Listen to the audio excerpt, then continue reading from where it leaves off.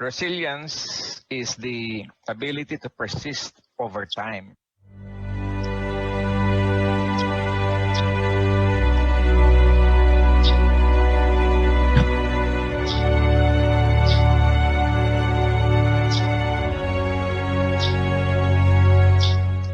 In the Manila Bay and other bays that experience red tides, it is the marginalized that is affected in health and in economy.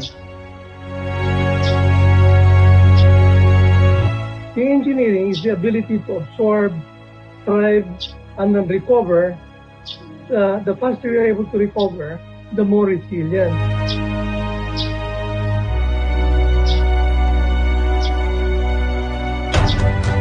Sa Pilipino, ito ay katibayan at katatagan sa mahirap na sitwasyon at ang kakayahang bumangon muli. Yung ecological naman, the ability to adapt.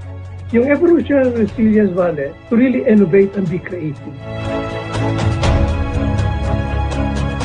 Resilience is really being able to spring back from adversity, but it should have learning.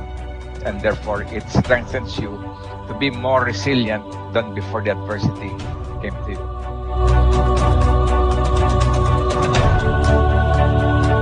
Before COVID-19, the Philippines was already on to SMT-based measures to improve its resilience capacity.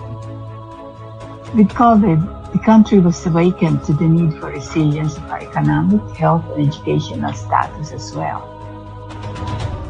The country as a whole is, I think, not so resilient because while we have the capabilities, the opportunities, and the resources to cope with COVID-19, the whole body is suffering because the leadership and management is not working so well. When it comes to individual resilience, those who have more resources, capabilities, and opportunities will be more resilient than those who are not. A lot of the problems really may be interconnected, vale. You have to look at it from a holistic point of view. It encompasses more than natural sciences or physical problem, vale, but also it gets into the ecological, biological, as well as social pa nga. Among issues and problems we have are poverty, ecosystem destruction, climate change, and variability. Much of our attention is placed only after the disasters happen. What we should do really is to take early action years before the hazard strikes, and we should put our attention and our resources into that type of planning. We need SMT-based transdisciplinary and inclusive approach to coping with possible hazards. The fragmentation of society needs to be resolved for resilience. Communication is very, very important. And we should communicate to the people using not just scientific communication means, but through arts, music, understand the mindset of the Filipino people so we can communicate better. Well, the way to move forward is interoperability. So we have to do a lot of work as a person, as a community, and as an institution to really have resilience as one of the values of the Filipinos. Yung tunay na resilience na towards improvement. Building resilience requires sustainability science inspired by transdisciplinary approach. To be sustainable, you have to be resilient. To be resilient, you have to be sustainable. Go natural. Go with nature's flow. Non-structural or natural interventions, as well as good planning, is the most sustainable. Finally, we need to harness and strengthen the Filipino spirit of bayanihan.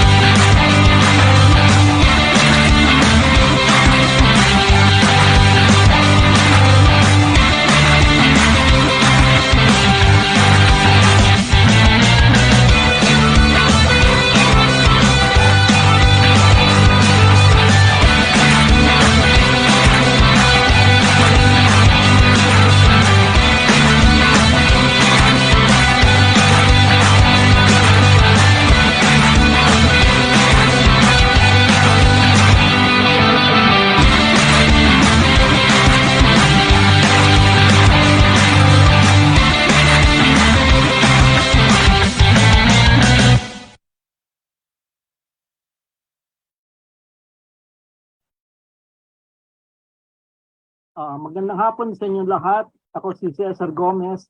Binabati ko ang lahat na dumadalo ngayon sa SDG Hour na itinataguyod ng Future Earth Philippines ng isang magandang hapon, isang magandang araw. Inatasan ako ng aming Mother Superior, si Dr. Luli Cruz, na siyang mag-host ngayon sapagkat absent yung ating normal host na si Dada Doble. So I will introduce both Father Nebres and academician 𝗙𝗵𝗹𝗶𝗪. Father Nebres and I have known each other for a long time. When I graduated from college in the Ateneo in 1972, I worked under him first in the Office of Research and Development. Dahil hindi siguro ako dapat sa universidad, hindi ako nagtagal. Anyway, for both Father Nebres and academician Concepcion, I will mention the studies, work experience, achievements, and awards. Okay, Father Nebres studied at Birchman's College, Bachelor of Philosophy and Masters in Philosophy.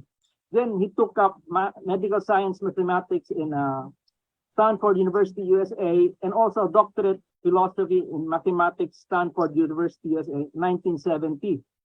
Iniisip ko lang kung sa halip na nag-isang Jesuita, ay nag-isang first Filipino Silicon Valley wizard. Okay? Sa kanyang mga gawain, siya ang naging dekano ng School of Arts and Sciences at Ateneo from 73 to 1980.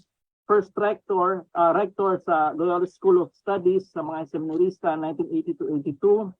Naging siyang Provincial Superior of the Jesuits 1983 to 89. Naging siyang presidente ng Xavier University 1990 to 1993. At siya ang longest serving president of Ateneo de Manila 1993 to 2011. Okay, he did ivory work activities. Okay, he developed the Mathematical Society of the Philippines and then the Southeast Asian Mathematical Society. He pioneered in developing consortia of leading universities in Metro Manila to develop PhD programs in mathematics, physics, chemistry. And this led to the development of a critical mass of scientists for the Philippines. But Father Nebres is not just limited to Ivory Tower. He also had down-to-earth activities. He leads certain initiatives at the Ateneo, basic education development to the Ateneo Center for Educational Development, and the Ateneo Center for English Language Teaching. He also helped develop the Ateneo Leaders for Health program, as well as the establishment of the Ateneo School of Medicine and Public Health. He has also been very much involved in 𝗙𝗵𝗶𝗪𝗀 and 𝗙𝗵𝗁 Luzon. Yes. As to the awards, well, Father Nebres, you have to correct me. I will mention the French award as a Filipino, lahat ng syllables heavy. Orden des Palmes Académiques, that's the French government, 1981. Academician, 1983, National Academy of Science and Technology. 1999, Alumni Hall of Fame, Stanford University Asian American Activities Center. Rank of Officer in the National Order of Merit, French government. Proclaimed as National Scientist by the President of the Philippines in 2011. My only regret is that I had hoped he would have become the Black Pope of the Jesuit Order. The Black Pope is the leader of the Jesuit Order globally. Okay. Let me now go to the background of academician Gisela Concepcion. He finished chemistry, college, master's, and PhD in the UP Diliman. She graduated cum laude in chemistry in 1975. Dr. Gisela is recognized for her contributions in marine natural products. Her research led to the development of new compounds with anti-cancer, antibacterial, anti-TB, anti-malarial, anti-inflammatory, and immunosuppressant properties. She also worked on developing targeted drug delivery systems and studies on the biochemistry of cancer and infectious diseases. Her work finds application in chemistry and other fields like biotechnology, pharmacology, toxicology, phytochemistry, microbiology, and medicine. And as I was reading this, I was thinking, wow, IPR, intellectual property rights, patents, and which should lead to IPO, initial public offering. That means hundreds of millions of pesos or dollars. And in fact, after this seminar, I'll ask her if I can be her business manager. As to awards, again, she's got something like 27 awards listed here. I just chose some. I hope tama. Second place in the chemistry board exam, 1976. Dean's Medallion, Most Outstanding PhD Graduate, UP, 1995. Gawad Chancellor, Pinakamahusay na Mananaliksik Guest Researcher, 2003. 2007, NRCP Achievement Award in Chemistry. Academician, National Academy of Science and Technology, BOST, 2008. Honorary for Outstanding Achievement in Science and Technology, Philippine Development Foundation, USA. Now, I had the problem for the years 2011, 2012, and 2013. Because for these 3 years, Academician Concepcion got the same award. University of the Philippines Centennial Faculty Grant Award. I said either she is the only one or she bested everybody else in the field. So with that, without much ado, the topic of our session today is what works in addressing child hunger and malnutrition. Thank you very much. Okay, so do I take over now? Yes, Father. Okay, so let me share my screen.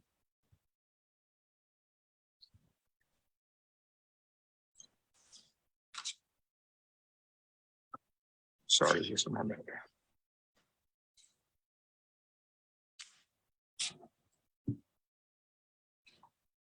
Okay, so I chose this title, What Works in Addressing Hunger and Malnutrition. For a long time, we really were not paying much attention to the problem of hunger and malnutrition, although we know it's there.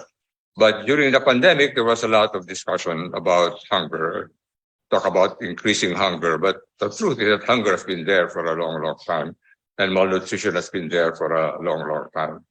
And there were many groups that talked about it, lots of meetings about it, but very few really got things done. So I'd like to trace the history of the involvement of Ateneo de Manila and 𝗙𝗵𝗶𝗶𝗀𝗀𝗀, the two organizations I work with the most. And I'm very grateful Dr. Giselle will be here because she has worked with us. She has worked with both the work of 𝗙𝗵𝗶𝗀𝗀 and the work of Ateneo Center for Educational Development in addressing hunger and malnutrition. And I'm very grateful that we share this forum together. So during the pandemic, Ateneo Center for Educational Development actually responded very systematically. We were doing feeding programs for about 30,000 children before the pandemic in several kitchens, but then we had to close them because we could not bring the children together. So we started by delivering weekly food packs, mostly vegetables, to families, starting with 500 families in March 2020. And right now, about 5,000 going to 6,000 families every week. We get the vegetables from Benguet and 𝗪𝗪𝗁 histoire. If you come to Ateneo on a Wednesday and Thursday, you'll see big trucks coming from Benguet and 𝗪𝗪𝗁 histoire at 3 a.m. delivering the vegetables. Then you'll see people repacking them. And then you see jeepneys and 𝗪𝗪𝗪𝗪 and so forth going to all the different schools and distributing them. And then you'll see the people in the schools receiving them. 𝗙𝗵𝗶𝗀𝗀𝗀 continue to feed children with cooked meals. On a small level, on the Purok level, 450 small kitchens, 150,000 children. I'll talk more about in detail how it was done. What I want to explain is that it was a journey of many years, learning from the ground to know how to do this, in an effective and in a cost-effective way. It was done on the ground. I stress this because a lot of groups that wanted to talk about hunger during the pandemic never left their boardrooms. They just talked to them. You cannot solve the problem there. You have to get down to the ground. So what did we learn? Why did we get involved in Ateneo? Why did I get involved? I got involved because I really have been wanting to work with the public schools. I tell Ateneo people that 90% of our children go to the public school. They do not go to Ateneo. And then when we started to talk with the teachers, I spent a lot of time talking with teachers. Bakit hindi mo pasok yung bata? Bakit hindi maganda pag-aaral? They would tell me many things. They would say they have bad eyesight, they have bad teeth, they have worms. But the one they would always say is, gutom po sila, gutom sila. Hindi pumapasok, o pumapasok natutulog na lang. So we began to ask, how do we address hunger? We actually began in the 2000s working with Jollibee Foundation. Jollibee Foundation has a program called Busog-Lusog Talino. They were doing 40 kids per school. But what we learned from them was they had already menus. They had menus developed by FNRI, which were very good. So, and then we scaled up to 400 in Bagong Silangan Elementary School in 2009. Kasi sabi ng principal, hindi naman 40 naman mga bata na nagugutom dito. So you have to help us. So we scaled up to them with support from then Vice Mayor 𝗙𝗵𝗹𝗶𝗽𝗀𝗀𝗀, following the same menus that we got from Jollibee Foundation. And then we support with some units in the Ateneo. We started doing 4,000 children, 1,000 each in 4 schools along Commonwealth Avenue. And there we developed what we called our prototype central kitchen. I'll show you some pictures of that. Moving very, very quickly, in 2011, the then Mayor of Valenzuela City, Sherwin Gatchalian, now Senator, learned about our kitchen, and he came and visited. And sabi niya na he had always wanted to do something for the hungry children in his city, pero he did not know how. So we had long meetings with him. And he has implemented the biggest central kitchen. At the beginning, 16,000 children, half in daycare, half in K-6. Initially, funding from the LGU. Initially, the Valenzuela City simply funded everything. Later on, hati sila with the national government and the LGU. So, in a sense, Valenzuela put everything together. So what are the pieces that had to go together to make this work? They have a kitchen manager that came from Ateneo, Joel Wanson. Nandiyan pa rin siya. Right now, the Valenzuela kitchen feeds about 5,000 children kasi nababasa na yung mga malnourished. With the many years of feeding, mas konti na lang ang mga malnourished sa Valenzuela City. So that's the manager. The funding came from the LGU. Later, a mix of national and LGU. And then a central kitchen, initially designed by Ateneo, and following the first kitchen, which was the Emmanuel Quezon Elementary School kitchen, but much bigger. You had to cook for 16,000 children. And then very, very important, volunteers. You see an army of volunteers, parents, Valenzuela citizens. They do the cooking, they do the vegetable preparation, they do the cleaning, they do the distribution. Because that central kitchen provides for 30 schools. Then the city provided minivans to transport the cooked food. And then in the schools, the principals and the teachers in each of the 30 schools take care of the distribution. The mayor, the vice mayor, at the beginning, the vice mayor, Lori Natividad, was the counselor for education. She's still there as vice mayor. Actually, the whole LGU was involved. The deputy superintendent, principals, teachers, the SWD staff, and then, of course, the procurement officers of the city and the auditors. The whole system was involved to make it work. I stress this because many people think of feeding as simply the money, but it really takes a whole army of people working together to make it work. So here's a picture of the kitchen at that time. This is picture taken around 4 a.m. In the beginning, they would get up as early as 3 a.m. because it takes that long to cook the rice. Now they have rice steamers, so they can probably get together around 4 or 5 a.m. But you see an army of people preparing the vegetables. And then on the left-hand side, you see them preparing the vegetables. On the right-hand side, they begin to put together the baunans, the rice, and it's like an assembly line. One group pulls in the rice, and then it goes to the puti viand, and so on. And then those are put into crates. And then the LGU put together these vans called Chikiting Food Patrol, do not delay. And so this goes all over the city to 30 schools. They start going out to the daycare centers around 7 a.m. because they take care of the first session. And then they go around 10 a.m. For lunch to the other schools.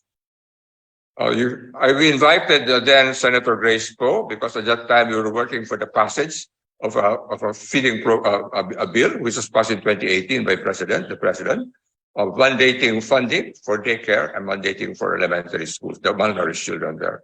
So here in this picture, you see very key people. Mayor Rex, who took over from his brother, Mayor Sherwin. He took over and pushed it even further. Senator Grace Poe, who helped us to pass the bill on feeding. This is now Vice Mayor Lori Natividad, who really has been the point person for doing this, deaf-and lady here. And so this whole army, but especially I would like to stress the volunteers. People don't realize that without the volunteers, it would be too expensive. We would not be able to afford to do this. So actually at that time, in the beginning, it only cost 11 pesos 50 per meal. Then it went up to 18 pesos, and now because of deflation, the inflation, maybe about 25 pesos. We hope it will go back to about 20 pesos per meal. So the point if I make in here is that to make a feeding program work, you really need to bring a lot of players together. Otherwise, cannot be managed. It cannot, and in particular, you have to bring people on the ground. You have to bring these volunteers together. We can explain to you how we do them, how you manage them, but you have a whole army of volunteers to make, mostly nanas and so forth, to make it work. And the challenge is getting them all together. So in fact, I asked our Dean of Social Sciences in Ateneo, at that time she was simply a faculty member in sociology, Dr. Sarina Saloma Pedunu. I asked her to form a team and to study what works in poverty programs based on our Ateneo experience, like on the feeding programs. And she said that successful social change, like in making a difference in poverty or hunger in the Philippine society, should be the outcome of two lines of engagement. You have to make existing institutions fulfill their functions. I keep telling NGOs that we cannot take over government. So the LGU has to play its role. The SWD has to play its role. Eventually, we have to DOAs to play its role. Parents have to play their role, and the procurement people have to cooperate. The auditors have to cooperate, and we have to bring all these different actors and groups to interact with each other in new ways. Whenever we would bring other new mayors to go to learn about these things, we would bring them to Valenzuela. And they would ask questions like, how do you handle the procurement? How do you deal with your auditor? How do you handle the volunteers? And that is really what makes all this work. So the reason this is not so simple is because it takes a lot of time and effort to put all of these pieces together. But it's only when you put all of these pieces together that you can have a viable solution. People in general want quick solutions. They just want to put in the money. But if you just put in money, all you can do is give relief goods. You go there and give it and you leave. But you cannot do things in a sustainable way. So the biggest need is money, of course, but the biggest need is the time and the effort to bring all the actors together. You have to establish trust and you have to establish support systems. So where are we today? After 2019, before the pandemic, Gawad Kalinga was doing this for 100,000 children all over the country. Gawad Kalinga learned the same system from Ateneo. And you can see the network that Gawad Kalinga has all over the country. Some directly run by Gawad Kalinga, some by mayors whom we trained. At this same time, Ateneo de Manila at that time was doing 30,000 children. And 𝗙𝗶𝗹𝗶𝗽𝗶 Foundation had its own central kitchen, was doing about 25,000. So the three groups together at that time were doing about 155,000 children every school day. So that was before the pandemic. What happened with the pandemic? Well, after the pandemic, Ateneo de Manila shifted to vegetable packs. We could not bring the children together. COVID-19, the program of Ateneo is called Ateneo Blue Plate. It forced us to adapt to shift to alternate ways of bringing food to the children while preventing the spread of the virus. We called it a food augmentation program. And basically, we delivered vegetable packs. As I said, if you come to Ateneo today, on a Wednesday or a Thursday, you see trucks from Benguet and 𝗪𝗪𝗁 arriving at about 3 a.m. and delivering the vegetables. You'll see teams putting them into food packs and so on. Then we distribute to families. This is a young mother. These are children that receive them. We deliver to the schools. And what are they? We call it a food augmentation program. So it not only takes care of the child, but for the whole family. we provide vegetable packs once a week, and we measure it by whether the children that we directly want to help continue to stay in school and do well in their lessons. We determine who deserves it by talking to the principals. And one of the things we're very happy with this new way of doing things is that we also help the farmers. We really helped a lot of farmers because we provided a huge market for them during the pandemic. We're providing food packs for 5,000 families every week. And we also provided employment for jeepney drivers who lost their jobs. They did the transportation for us. So it helped many others. So this is a remark from one of them. Ang hirap po talaga na walang makain. So hindi na kami nag-almusal para diretso ng tanghalian na po. And malaking tulong ang mga food packs. Kasi nakakatawid sila. With the vegetables, they're able to put things together and survive the week. Program cost. We followed the program cost from the government, which is 18 pesos per meal. So that was 95 meals a week, so 90 pesos per week. So that was our system pretty much until 2022. But in 2022, you know, inflation really rose. So now we ask for 120 pesos per week. Hindi pa rin ganun kalaki. How do we raise money? Well, we have these posters. We ask people to donate these posters, and we get a lot of small donations. Actually, many for donors like OFWs. We get some big donations, but most of it comes from small donations. We send out these Christmas cards. We ask people to give 120 pesos per card or more, of course, if they can afford. And that's the way we raise the money for it. So that's Ateneo. 𝗙𝗵𝗶𝗶𝗽𝗶 worked with the food house. So we'll just show you a picture. So what 𝗙𝗵𝗶𝗶𝗽𝗶 did is they operated small kitchens by puroks, 200, 300 children. Magkakalapit lang sila. So you don't have to worry about social distancing. And one is this called grab and go. The children go and go home and eat it there. So this is the children. They get the food from a central place and go home. We have them in a lunch in a box, which they can just go over and sit somewhere to eat. And then in Davao de Oro, the governor has a van which goes from place to place.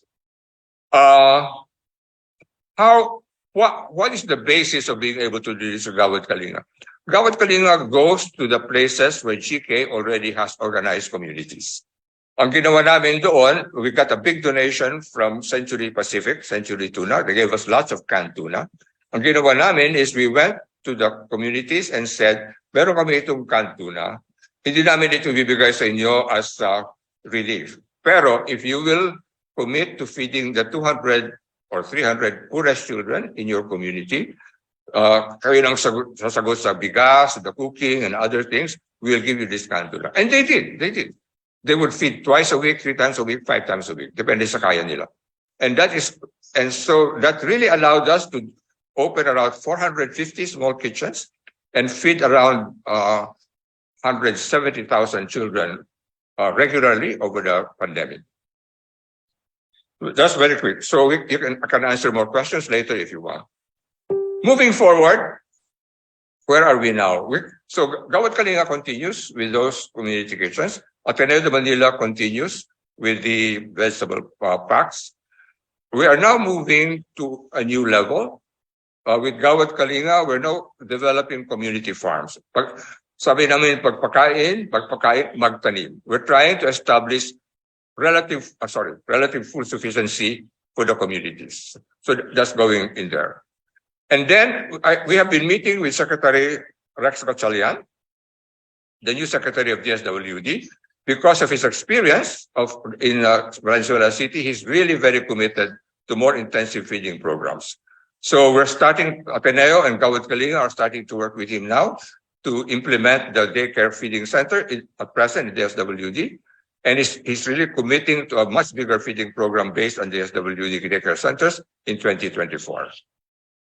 And now we're trying to work with DOH because we still have to address the first 1,000 days. Because DepEd takes care of K to 6, age 5 to 12. DSWD takes care of daycare centers. It's about age 3-4, but 0 to 2 is DOH, and we still don't have a systematic way of reaching them. So actually, just this morning we had a meeting between 𝗙𝗂𝗀𝗀𝗀𝗀, Ateneo Center for Regional Development, DSWD. We're working on a partnership between them and DOH. There is a new government project coming online called the Philippine Multisectoral Nutrition Project. And we are working together to bring all of this together to expand the program, especially in the places with highest malnutrition. So that, in a snapshot, is where we are. The thing that takes care of my 20 minutes. So I turn over the floor to Dr. Giselle.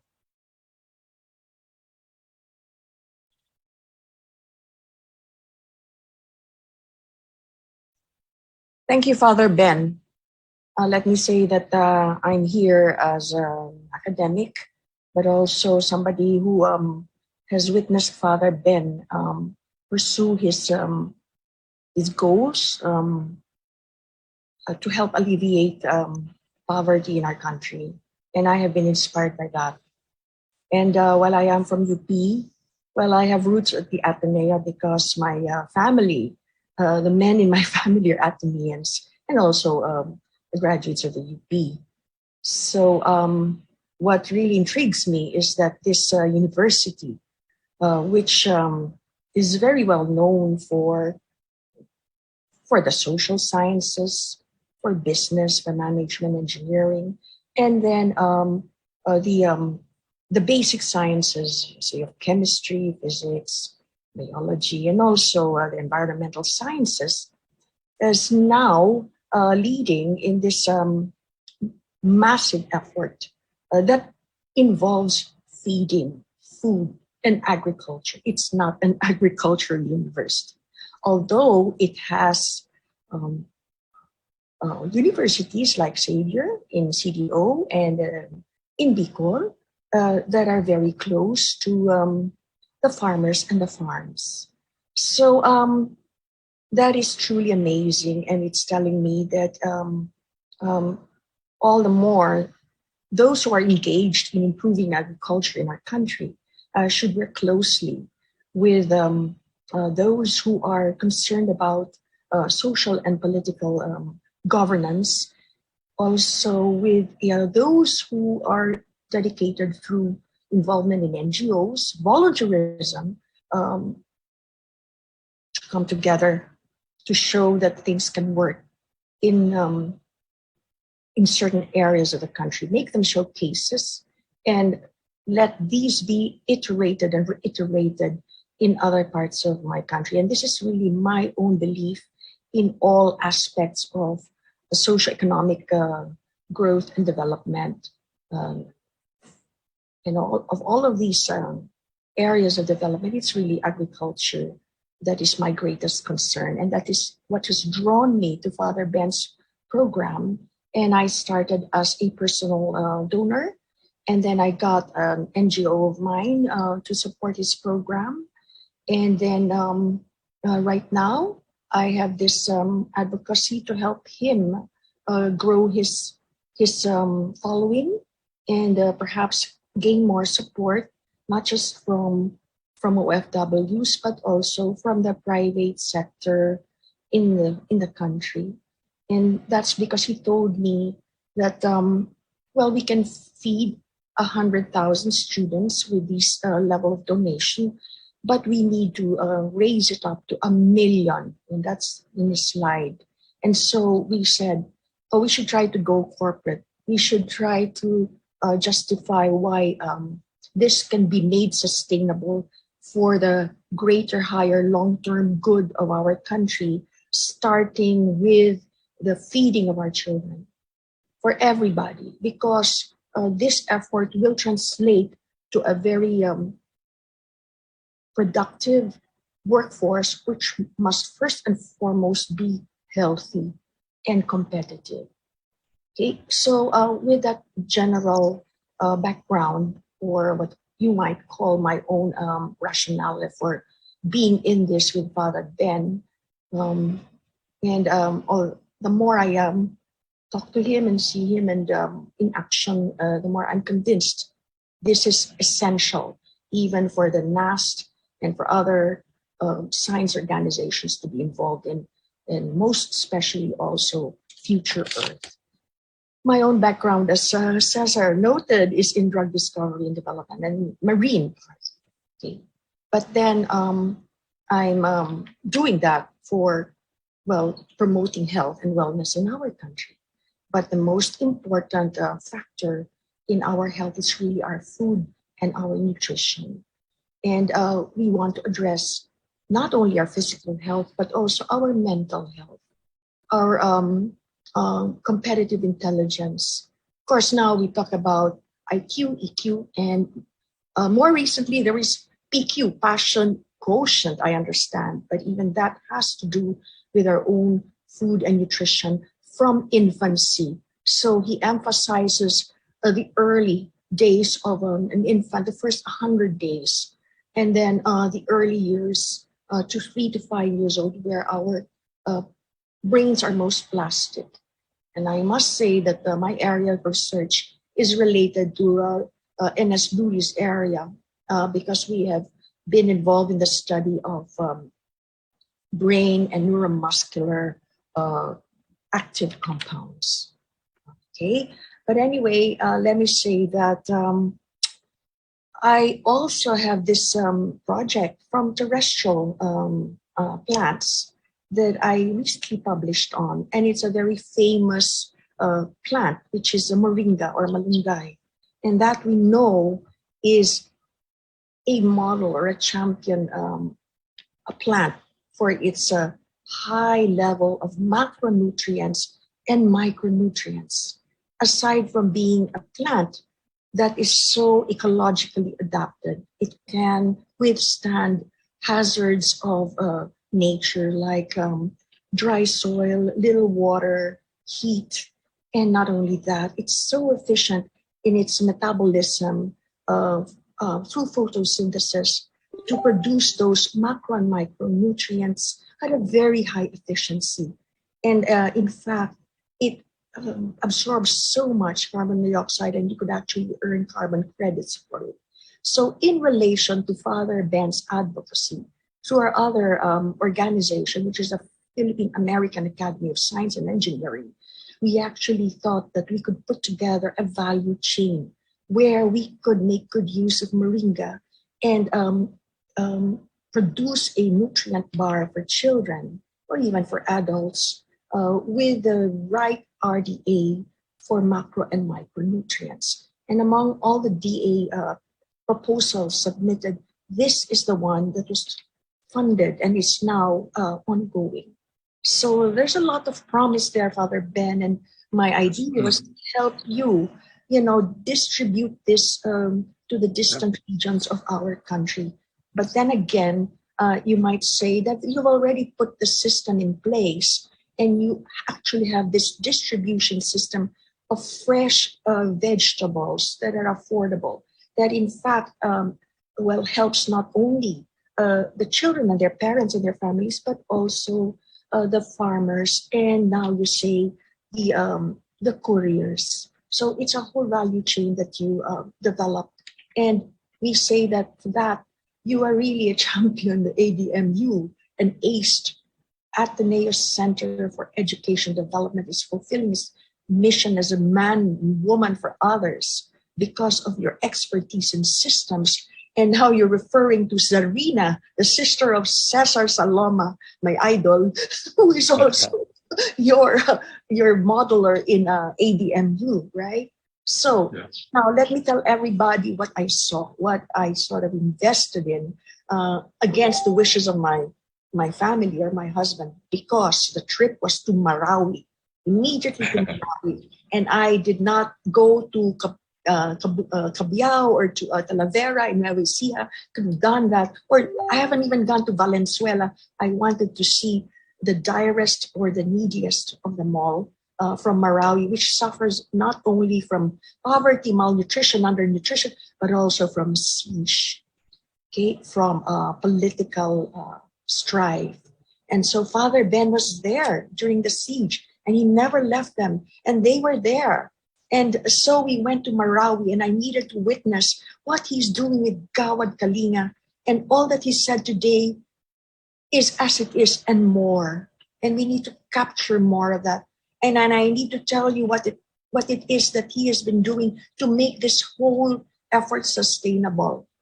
He brought his leaders at the Ateneo on all levels of education, from postgraduate to college to high school and to grade school, to show the faculty how this should be done, that we should reach out to communities, to public schools, grade school, high school, and to the poor, okay, as the mission of the Ateneo.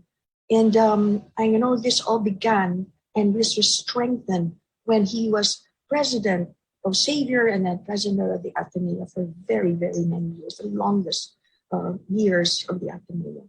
So anyways, I think that it's a question of leadership when it comes to these things.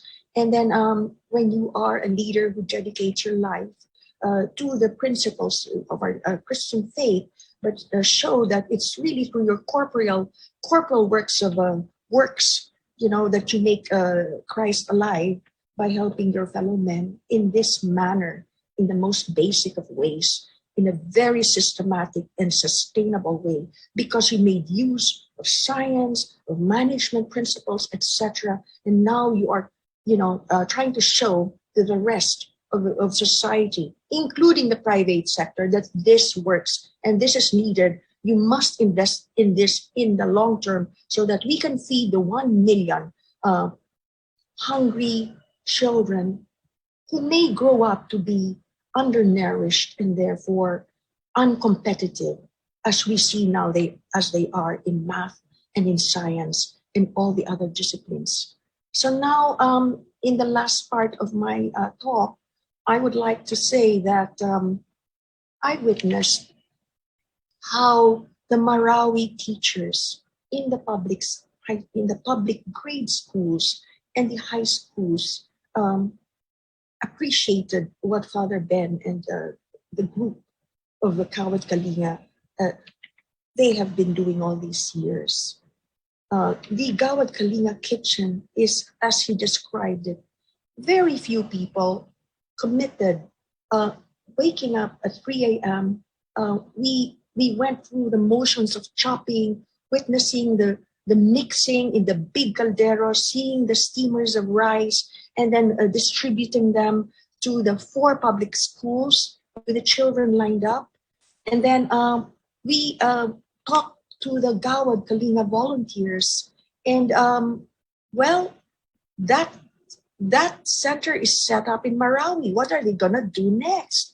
They're going to go to the next identified centers of 𝗙𝗵𝗶𝗃𝗃 in the nearby provinces of Cotabato or others. So there is a way of radiating this, of amplifying or multiplying these operations. What has 𝗙𝗵𝗶𝗃𝗃 set up recently? It has set up a seed academy. Seed academy where they are training the agriculturists who are now training the mothers of the children in the schools. And we saw the little plots of land that are now being devoted to the planting in the mothers who have decided to take up the challenge. Other mothers are not doing it yet. They live in the mountains and they do not know how to plant, or they don't want to plant with their husbands. And so their children do not have enough food to eat 3 times a day. The children are motivated to go to school so that they can take their lunch there and they can make baon, their extra food, bring them to the families. So everything takes long. Everything is a matter of learning and convincing, but it starts with showing that it can be done. And so some mothers now are harvesting from their little plots near the school, and they are selling it to the other mothers, and mothers can be convinced to do planting and earn more money from this. Okay, now what else did I witness? I witnessed Father Ben invite the rector of Xavier University with their own faculty already trying to move to the next forward, one step at a time. I tell him, Father Ben, let's do this, let's do that. And he says, one step at a time. First, we need to feed the children. We need to show that in this community, there is enough food. What's next? Food for the mind. Education. Okay? So this is our advocacy. My advocacy is really education from the early years all the way to postgraduate. But then it's true. I mean, even before you can do sports education, physical education, that's a way to monitor whether the food and nutrition is working. Mental alertness. Okay, you need to address food security in our country. Okay, so going back to Moringa, this is really my advocacy now, because actually there's been a study by one of our corresponding members of the NAS. He's based in the United States, but he has spent so much time in the UP Manila, and we've had a conference on Moringa, and he has this little study, Father Ben, I told you, I think it is in Bulacan or Malabon, I'm not sure, that shows that they have made measurements with some MDs that feeding the young children with Moringa actually improves their mental abilities. Okay, so there is that study, just PCHRD funded, and I don't know if it's been published already. Okay, so that's just Moringa, but what about other high protein diets? So our M&M plus nutrient bar is really a Moringa plus mung bean or mongo. So it's something that would be affordable when we are able to produce the nutrient bar. So it's a long way off, but there's a way to start. And the final insight I have, Father Ben, is this, and I really wish to visit Valenzuela at some point, because let's do it. But in July, Serena says that yes, you have to make use of what governance exists. You have to showcase the model LGUs, the model provinces. Okay, and that's Valenzuela. There's another one where Ateneo is also very involved. Bataan, very much involved, and we're also involved there. Okay, so what I'm saying is, you have to let the government do its job, right? Yes, of course. So we're saying, my gosh, here are these NGOs, and these are all these volunteers, private sector trying to do things. But on the other hand, government has the budget. Government must spend the money right. So it is really the academics, the universities that must be the source, the hubs that must provide the knowledge, the learnings that it would impart to government and the NGOs, and to a certain extent the private sector. I was happy to hear here, Father Ben, that you also gave the inputs to the 𝗏𝗏𝗏𝗏 Kalinga. Okay? Because I have to tell you about my original engagement with the 𝗏𝗏𝗏𝗏 Kalinga, and of my engagement in Zonta.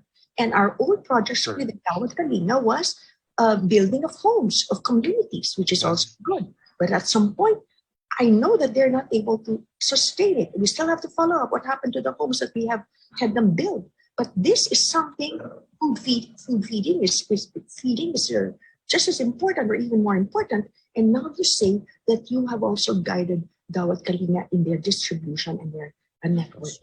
So everybody, I'm so sorry that I said too much, but I witnessed it all, and I was there in Marawi, and I'm grateful for that opportunity to travel from CDO to Iligan to Marawi and back with Father Ben and his team. Thank you very much. I forgot to show you the if I may show the.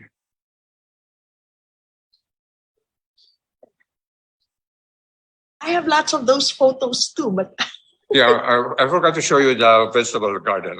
Yes, the vegetable garden. So this is a typical vegetable garden we're developing. The Academies of the Cell talk about seed. It's being run by one of the graduates. Yeah. And these mothers are hunting it, and they actually do sell the things or eat themselves. So this is we're now doing this in schools and other places. So we're trying to really help them to be a little more self-sufficient in terms of food. Yeah. Okay. Yes. Thank you. Thank you very much, Father Nebres and Academician Gisela. I can't see any question right now. So in that case, unless there are, I don't see any questions in the chat box. Okay. I'm sorry, there is 𝗪𝗪𝗁𝗪𝗁𝗪𝗁𝗪𝗁𝗪𝗁𝗪. I'm sorry. Please come in. You have your hand raised. 𝗪𝗪𝗁𝗪𝗁𝗪𝗁𝗪, please come in. Okay, thank you. Can you hear me? Thanks, Giselle. Yes. Thanks, Father. Yes. Father Ben. Sure. I attended recently a event of Angat Buhay, and what attracted me was a ongoing clinical supported feeding program in Samar using Mingo, and they have actually statistics for over the 3-month period about how many of the children are at par weight and how much of them have actually gained weight during that program. Mingo was a Negrensis women product that yeah, we're very aware of it, and we do use it as supplement. Yes, sir. We're very aware of Mingo packs, and normally it's used for children who are really quite seriously malnourished. Correct. But our program is a little bit beyond simply the malnourished to take, in other words, not severely malnourished. We use Mingo packs for young children. We work with the NVC, Negros Volunteers, as well. Yes, yeah, and that's one of the things that was being asked of us to fund and support. There was a fundraising event where former VP Liani was there, and we were discussing the clinical significance. And since we're here at the National Academy, definitely I would want to connect us in that regards, because I mean, also Academician Giselle's product, definitely M&M, is another one that's due for a clinical study. My clinical background, I'm a clinical background on medical devices, so I kind of like also to apply some of the clinical practices in order for us to have a more robust, especially for the PCHRD and all the other DOH entities to eventually take on whatever we're doing from the private sector and the NGO side. And I'm wondering if that's something that we can also, I mean, I know that you're part of the hunger project as well, and PBSP, I was mentioned by my father-in-law that there's a business group on the hunger project as well. Yeah, but they haven't been really, they're not really on the ground. Yes, that's my issue, and I'm giving them some. They're pretty much on the discussion level at the moment. Yeah, and that's where I wanted to be able for us to suggest operationalized programs already. That also, I mean, I've seen your work on 𝗪𝗪𝗁𝗪𝗁𝗪 at the Century Pacific event during the pandemic, and definitely to me, they're all combined efforts towards addressing hunger and malnutrition. But I think they have kind of a different, for lack of a better word, outcome if we pursue all of them. So I think the problem is PBSP has not yet recognized that to make this work, you have to have people on the ground, whether it's the volunteers or otherwise, what you can do is relief. You go there and give it, and that's it. No, the system we have works if you really have people like Dr. Giselle. So the volunteers in Marawi, they're there all the time. So that's the missing part of the PBSP and other strategies. They haven't seemed to recognize that to implement regular feeding programs, you have to have people on the ground. Perfect. Yes, and that I think is how many of this, for lack of a better word, sites. 𝗪𝗪𝗁𝗪𝗁 has over 400 because 𝗪𝗪𝗁𝗪𝗁 is building on 20 years of organizing communities. 𝗪𝗪𝗁𝗪 has about 1,000 communities around the country, and we mobilize them for disasters, we mobilize them for feeding, and so on. This is an investment that has been done over 20 years by 𝗪𝗪𝗁𝗪𝗁 of organizing communities. So these organized communities are really the backbone of anything that we do, whether it's repairing roofs in Dinagat, or whether it's feeding children, is really these organized communities underground that we have been working with for roughly the last 20 years. And they're ready to receive whatever form of intervention that PBSP will approve on their level. Is that something that... Well, PBSP still works pretty much on a relief mode. They go and distribute things. This is fine, but that doesn't address the regular hunger problem. That's needed, but it doesn't really address hunger on a regular basis. No. Okay, definitely. I will also ask the League of Corporate Foundations, because I also work with System, as you may know. Yes. I work with Samsung Kikon, and I'm the executive director and chairman of System now for STEM education. And I really kind of wanted to pull in Unilab. So what we think what Century Pacific did could be a model for them. Century Pacific basically said, okay, 𝗙𝗵𝗶𝗶𝗽𝗀𝗀𝗃, we give you these things, and then we work with you with the communities. So that's basically what they did now. Did they pick a particular group in General Santos, or is it a... No, they gave to a lot of communities all over Mindanao. Okay. We use their products for almost 400 different communities now. Okay. So there are existing models already. Thank you. Yes. And I will connect with Giselle definitely to see how both NAST and 𝗙𝗂𝗃 and all our other engagements on how to help out. Thank you. I see 𝗙𝗵𝗃𝗃. You can come. 𝗙𝗵𝗃𝗃 wants to say something. Yes. Thank you, Cesar, Father BM, and Ma'am Giselle. I'd like to volunteer. I want to help and maybe add on to what you have. Cesar knows me. I have resources to bring to the table. I have expertise in information technology. I'm a former diplomat. I used to be the head of IT for DFA. When I was there, I also managed Top 10. I don't know if you're familiar with that. I was also a co-chair of 𝗪C Scientist Program. I used to be the Director General of the National Computer Center, the present day the ICT. Among others, I used to be a director of PCSO. So I'd love very much to help, and wonderful. You're doing wonderful things, no? And I think in my approach, Father Ben, Giselle, siguro to make it easy for me, dugtungan ko na lang yung ginagawa niyo. I think the Lord is leading me to a mission, no? To just help those who are already doing something. I don't want to invent my own mission or my own purpose. You already have a purpose. Tulungan ko na lang kayo and just lead me. In Bisaya, we have a word for it, Father. I'm from Butuan. You understand Bisaya.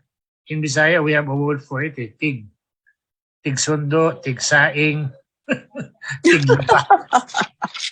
Ganon na lang ang role ko. Just tell me what you want me to do. Thank you. I'm already doing this. Are you from Caraga? Yes, Father. I'm from Butuan. I speak Butuano. Okay. I've been going to Dinagat the last months, and with several programs in Dinagat. I was just there last week. Yes, sir. Tulungan natin sila. So, Cesar, bahala ka nang ipakilala ko. Yeah. You can just be my go-between. We'll get your contact and get back to you. All right. Thank you, Father. Thank you. May I say, Anne first. Yes. Good afternoon, good morning here for me. Anyway, thank you very much for this very encouraging talks that you have, Father Nebres and Giselle. And I'm really touched because that's also one of my advocacies to help the people, especially the indigenous people here in Mindanao. I'm connected with Central Mindanao University as 𝗪C Scientist. Now, one of my questions is, how do you prioritize? There are so many poor people in the Philippines. How do you prioritize which group to serve, especially for feeding the hungry? Well, we cannot prioritize. What we basically do is that we respond to various communities, and then within those communities, we choose the most vulnerable. But why this community? Sometimes it's simply opportunity that brings us there. So, but one principle is basically that in order to make this work, we really need already some starting point of cooperation. So one principle basically is, do we have a mayor and LGU that's ready to work with us? That helps us. Or do we already have a community that we can build on? Because we talk about absorptive capacity. We cannot do everything. So therefore, very much depends on whether with not too much effort, we can get the community together to help. So ideally, of course, this would be among the poorest communities, but there's also the question of capability to absorb what we would give. So maybe the simplest answer to give you for within Metro Manila, with Ateneo Center of Educational Development, we try to cover all the elementary schools of Quezon City, for example. But within each elementary school, we ask the teachers to designate the 200 or 300 poorest children. That's what we do with Metro Manila. In the provinces, we depend very much on where we already have organized communities, because without them we cannot afford to deliver. No? So that's roughly where. But most of those are very poor communities, because we ended up being there with 𝗙𝗂𝗶𝗹𝗶𝗽𝗀 because they were hit by disasters. These are very poor communities that usually get hit by typhoons and so forth. So that's why we're there with them. Like we're right now in 𝗔𝗰𝗁𝗁 and Siargao because they got hit by Typhoon Odette. No? So we've been working with them now for the last 2 years. Thank you so much. Okay. I'm balancing because while I'm host, I also have some questions or suggestions. So I'll come in now. I don't see anybody else with a question or all that. So I'll come in now with my suggestion or question. I think my most important suggestion is to already develop a national movement. I think it's got to be done. You know, whether or not you're on the ground, but get a national movement and start with small steps like manuals or guidelines. You know, what Father Nebres shared with us.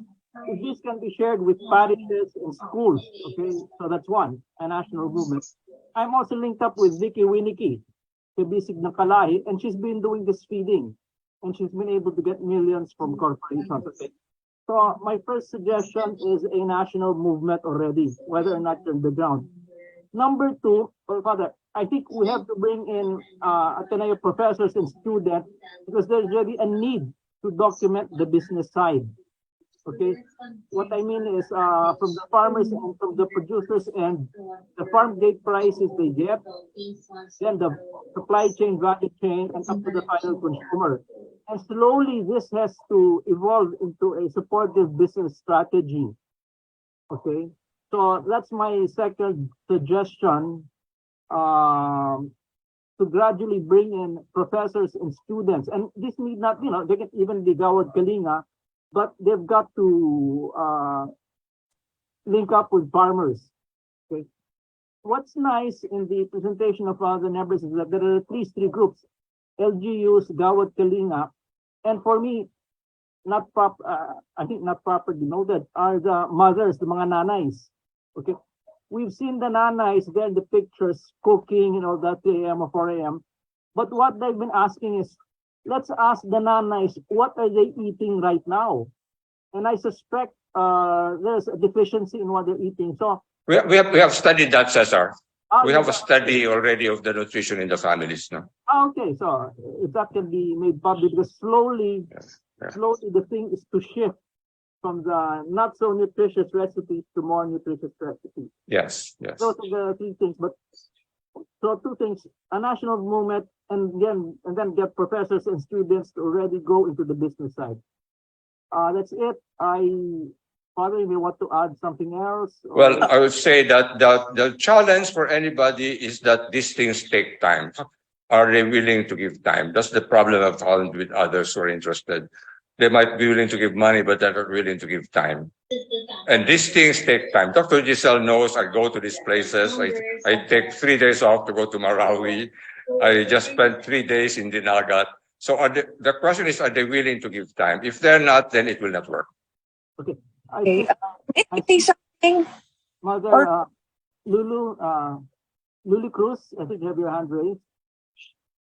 I can see Doc Lily Cruz, our Mother General. Mother General. Yeah, Father, thank you very much. I'm so glad that you and Giselle, I cannot start the video. Okay. It's really an amazing and very inspiring work that you have done. And, the problem now is how to multiply Father Nebres. How to make, more people, how to replicate this so that, I wonder if we want to do something, if we go on a provincial level, will there be some training for people who want to do this, or seminars, in the provinces, on how this is being done, and how we can I mentioned towards the end of my talk that we are now working with Secretary Rex Gatchalian. It's a big project, a Philippine nutrition project between DSWD and DOH, which we are launching next month. This is going to be all over many provinces. So that's one vehicle.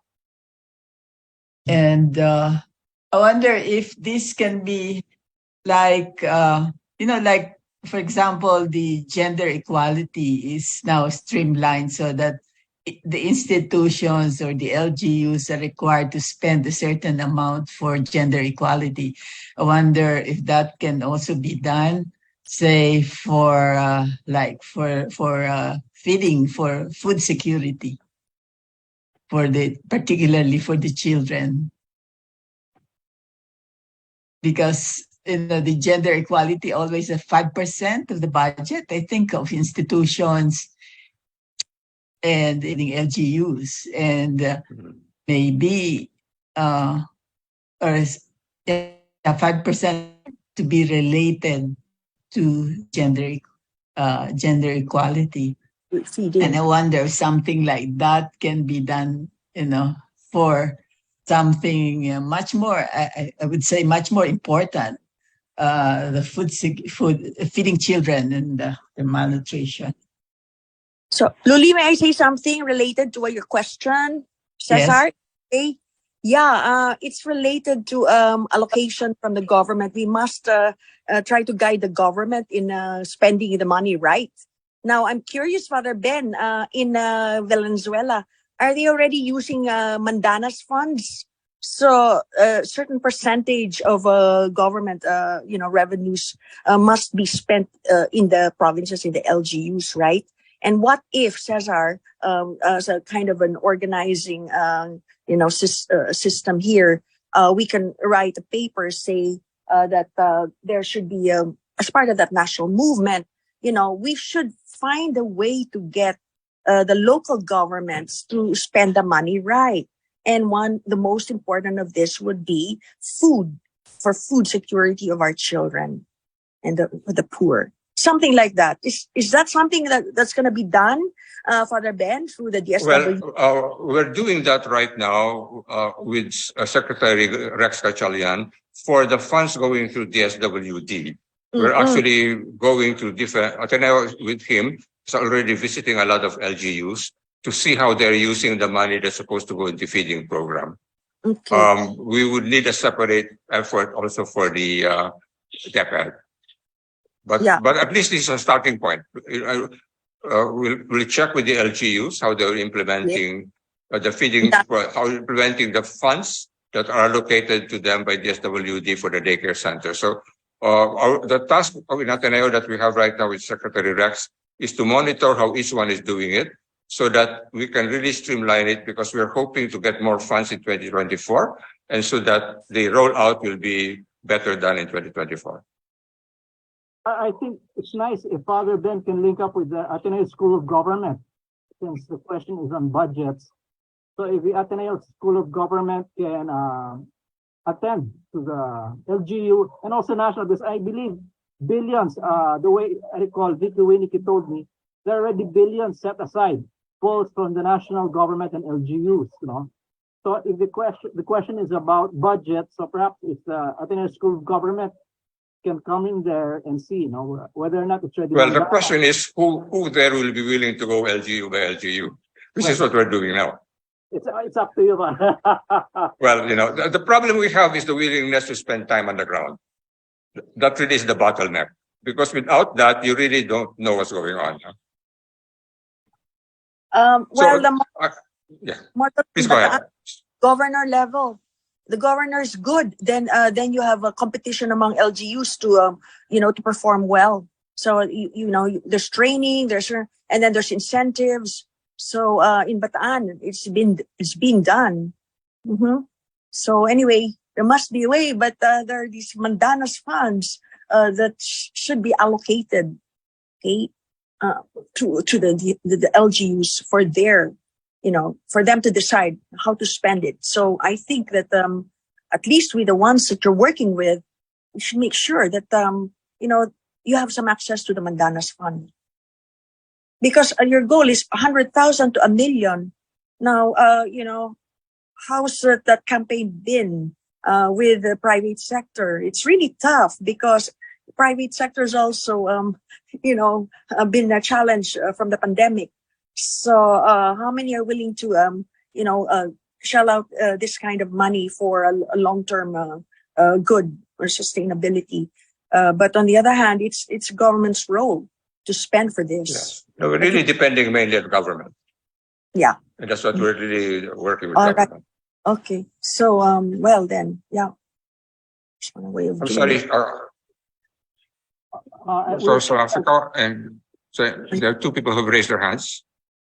I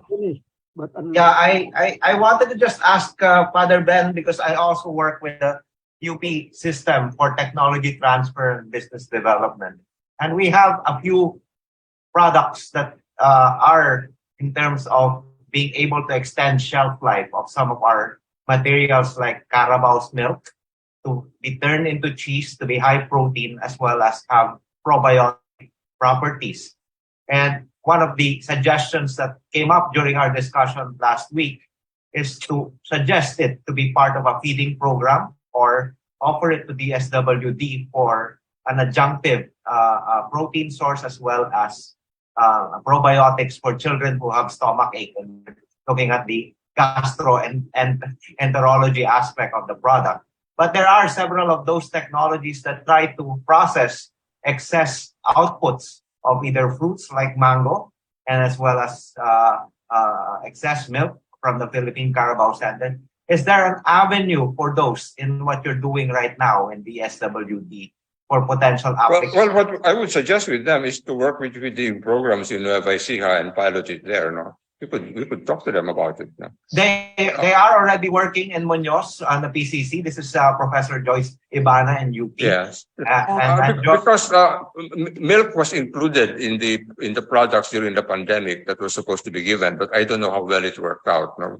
We basically only did vegetables. Yeah, they did have so much spoilage, and that's what they asked UP to help out, because now she can extend the shelf life actually from weeks to even as far as 6 months to a year. And based on her experiments that she forgot during the lockdown, some of them were even valid cheese products after 2 years. So if we can, during the, for lack of word, bumper crop of milk in the different regions, we can turn them into cheese. Or there's also technology in UPV for powdering Carabao's milk as well. And so, but that this is again an academe government potential opportunity, and we have those technology ready. And Giselle was with me when we started the PTBDO almost 10 years ago in UP, and now we do have mature technologies not only in diagnostics like the COVID kit, but also in the food products. But we're still looking for potential users and utilizers. And clearly, this forum is a perfect one, Doc Luli, for getting us all in one page here. And then you've seen our presentation in December for UP 𝗙𝗵𝗶𝗽𝗶. So I guess that's I only appeal is indeed, please connect us. What we'll suggest is that we'll take a look at what programs we might do in 𝗪𝗂, Okay. And then Munoz could start with that, and then we see how to spread it.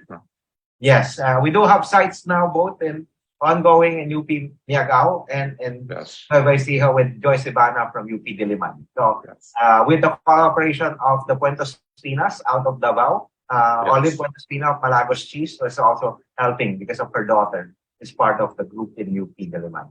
Thank you. We'll follow up on that. Thank you. I think it's ready. We went past our 5 o'clock. I will just be naughty and say perhaps now is the time to have a national social movement, whether or not you're on the ground, you know, as mentioned by Dr. Gonzalo Serafica and the others, you know, if through this national movement, we can link up the various groups. And I will encourage 𝗪𝗪𝗁𝗂 of 𝗘𝗽𝗶𝗂𝗃𝗃 𝗪𝗪𝗁𝗂, who's also done feeding. She's moved from feeding to food share, and she's gone into mangroves and all that, you know. So unless there are other... I have an offer, Cesar. Okay, I can offer you free software, organizational software, so you can start building that national movement, no? I also have an Ayuda software that will enable people to apply for Ayuda and distribute it. I can, as you know, I can build websites and mobile apps and social media platforms. I can also offer you faster, cheaper, and cleaner internet. Cleaner internet, meaning no porn, no violence, no sex. We can filter the internet so that it becomes faster and cleaner. Thank you. Thank you. Perhaps you can send this to, tell me how, give me, then I'll send it to Father Nebres. I'll call you later after this. Okay. Mm-hmm. I think no final rush questions, comments, or suggestions. So I'd like to thank Father Nebres and Academician Gisela Concepcion for a very interesting and informative SDG hour. Okay. Thank you very much. Thank you. Thank you so much. Very, very constructive. Very Thank you to everybody. very. Okay. Thank you.